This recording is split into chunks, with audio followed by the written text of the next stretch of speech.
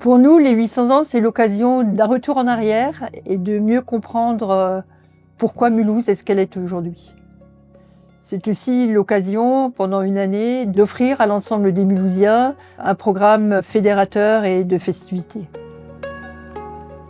Quand on a parlé des 800 ans, on a fait un pari, c'est de dire 800 ans, 800 enfants qui vont participer à ce projet. Et donc on s'est tourné vers les écoles parce que je pense qu'il est hyper important de pouvoir travailler tout ce qui est passé, tout ce qui est mémoire, en direction des enfants qui seront les adultes de demain et qui, à leur tour, pourront transmettre aux nouvelles générations ce qu'ils auront vécu durant cette année. Ce qui nous motive au quotidien à placer les élèves au cœur du projet, c'est que la direction éducation a un cœur de cible et un public cible qui est justement les écoles mulhousiennes et les écoles des élémentaires et maternelles pour les élèves de 3 à 12 ans. Ce projet-là, c'est vraiment un projet qui regroupe tout ce qui est attendu au niveau du service projet éducatif. Donc vraiment du développement à la citoyenneté, du développement de la découverte des enfants, de leur environnement, de leur connaissance de la ville de Mulhouse, de s'identifier à Mulhouse également, de développer des compétences psychosociales, de développer d'autres compétences et un savoir par justement la participation à des projets collectifs. On a 40 classes qui participent depuis la rentrée 2024 sur un parcours thématique qui a pour finalité justement une restitution. Donc là, on a 40 restitutions qui vont être proposées courant juin, avec notamment comme exemple des podcasts, des romans, des fresques, des œuvres sonores, mais aussi par exemple des spectacles vivants.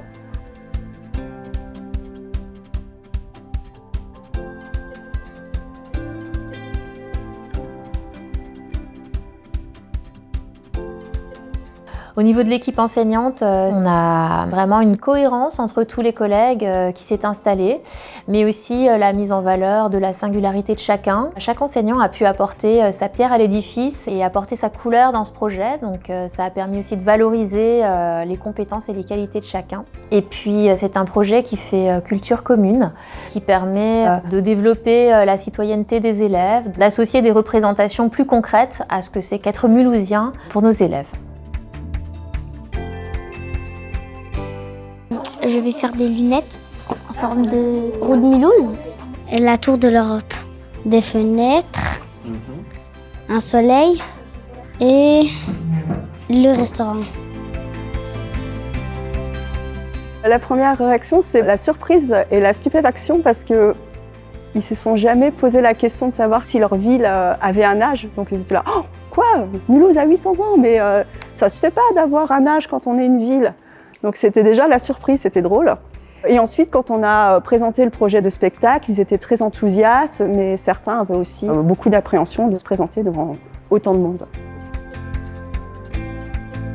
Tous les ans, avec mes classes, je participe à un concours qui s'appelle le Printemps de l'écriture. Le thème, c'était le voyage, donc on a fait d'une pierre deux coups, puisque là, c'était un voyage, mais à travers le temps, dans la ville de Mulhouse. Ils étaient contents de participer à ce projet, mais ils étaient un peu effrayés parce qu'ils se disaient que écrire un roman, c'est quelque chose de grand, d'important, de difficile. Et puis finalement, en les guidant, ils se sont très vite pris au jeu et puis ils étaient impatients à chaque fois d'écrire la suite des aventures. Donc on réécrivait nos textes pour que ça ne fasse plus qu'un seul texte. Et ensuite, on les enrichissait en faits historiques quand ça manquait, en vocabulaire quand il fallait trouver d'autres tournures de phrases, des choses comme ça. C'était un travail d'équipe. Il fallait qu'ils participent tous, qu'ils donnent tous le meilleur d'eux-mêmes, que le rendu final soit à la hauteur. Donc c'était vraiment l'implication de tous. Et puis je crois que ça a soudé la classe, vraiment. L'histoire de Mulhouse, je l'aborde chaque année avec mes élèves. Et les 800 ans m'ont permis justement d'aborder ça différemment avec eux. Et j'ai sauté sur l'occasion en fait pour m'inscrire à ce projet qui était vraiment très intéressant et on a eu beaucoup d'aide, donc c'était vraiment très chouette. Les enfants, on les motive toujours beaucoup et on a commencé par faire une sortie en ville et on est parti faire une chasse à la roue de Mulhouse. Donc ils cherchent dans toute la ville tous les emblèmes qui sont présents en ville, sur les bâtiments, par terre, sur les fontaines, enfin il y en a partout. Et donc on présente ça comme ça, donc ils sont très enjoués et après ils en trouvent partout. Tous les enfants étaient vraiment très motivés. Ils attendent avec impatience l'exposition au Parc Expo de tout ce que nous avons fait. Et nous pourrons également partager avec ce que les autres 800 élèves ont fait dans Mulhouse. Et vraiment, ils étaient très impliqués, très motivés par tout ce qu'on a découvert. On apprend à faire du théâtre. Oui, je n'ai jamais fait. C'est la première fois. Mais ça me plaît. Moi, je fais la présentatrice et je fais le chevalier. Du coup, on doit apprendre notre texte très bien. La transmission artistique fait partie d'une étape et les enfants, plus ils commencent tôt aussi, plus ils sont habitués à des activités culturelles qu'ils vont peut-être poursuivre en étant adolescents ou adultes. La première fois où je suis intervenu, les enfants n'avaient pas forcément idée de ce que c'était le théâtre. Ils ont déjà été spectateurs, spectatrices, mais je veux dire faire du théâtre et tout ça, ça leur parlait pas. Et au fur et à mesure de la pratique, nous, on s'est rendu compte qu'il y a eu une progression, qu'il y a eu un éveil, on va dire dans qu'est-ce que c'est le théâtre, qu'est-ce qui se passe quand on crée. En fait, et moi je ressens qu'il y a un intérêt aussi grandissant pour les enfants. On les voit aussi avec le sourire, je trouve que c'est important ça. Les enfants, surtout à cet âge-là, tu leur sors un pinceau, de la couleur, ils ont tout de suite plein de questions.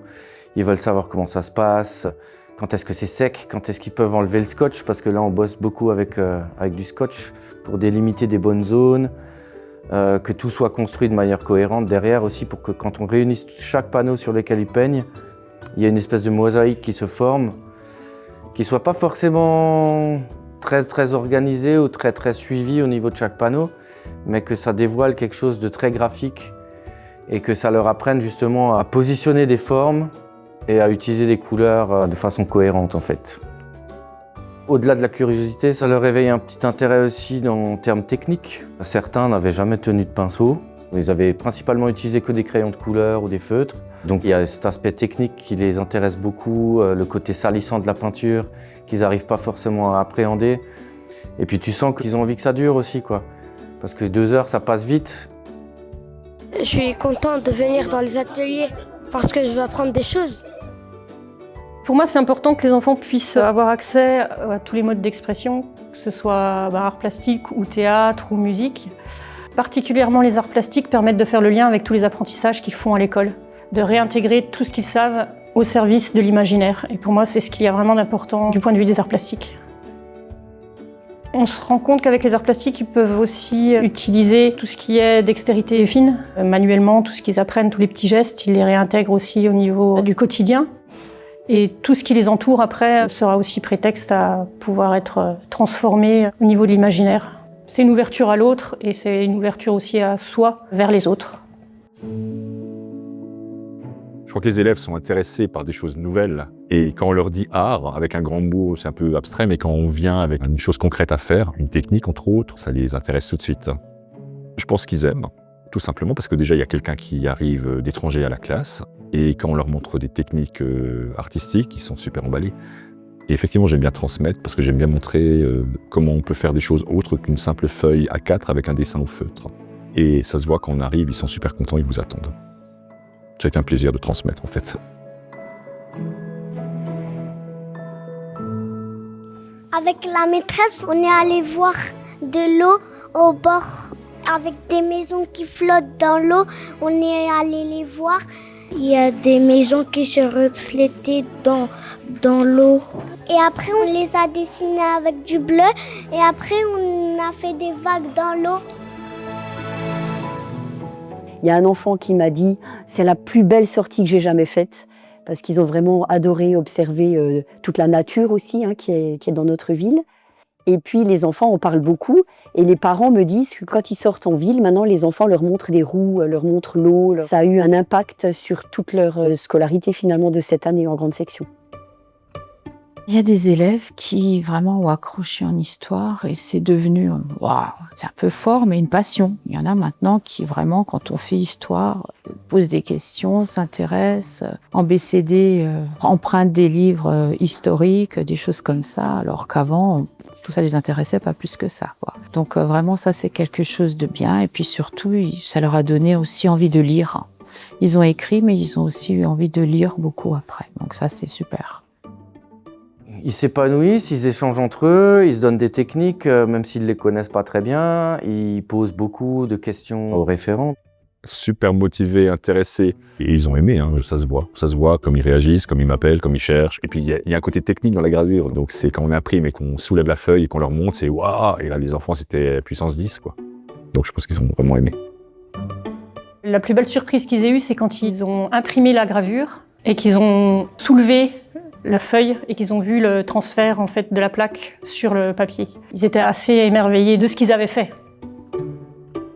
J'ai fait un grand château avec des cœurs et des soleils, des fenêtres.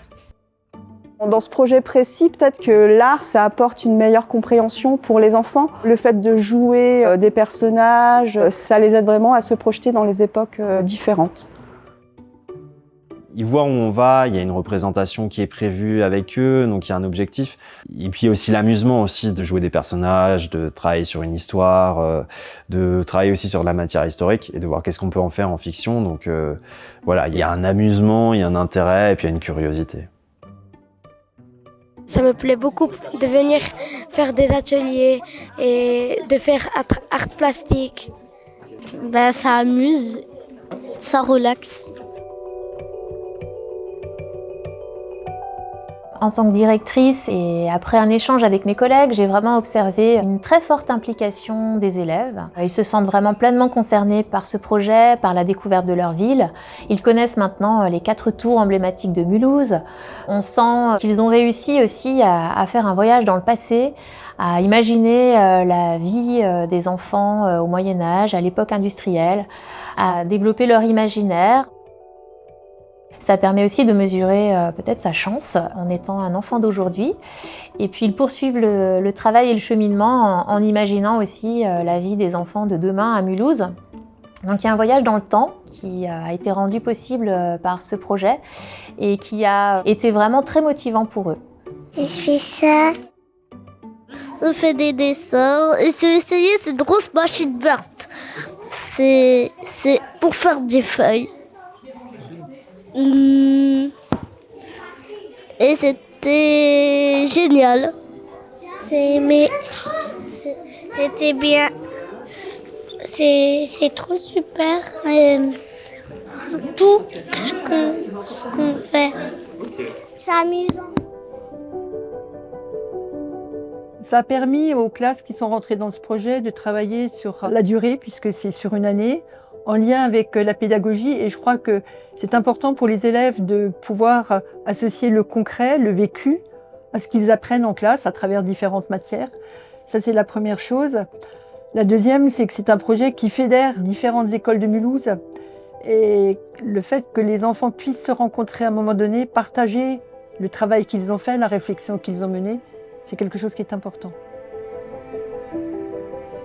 La plus grande réussite, je pense que c'est d'avoir travaillé en collaboration avec les enseignants et d'avoir des enseignants qui se sont vraiment pris au jeu, qui se sont vraiment imprégnés du sujet et qui ont des rendus qui vont être de très très grande qualité. On le voit justement au travers des restitutions qui sont offertes, de voir aussi que le travail collaboratif a payé, notamment avec la participation des APAP et de la ludothèque au travers du projet.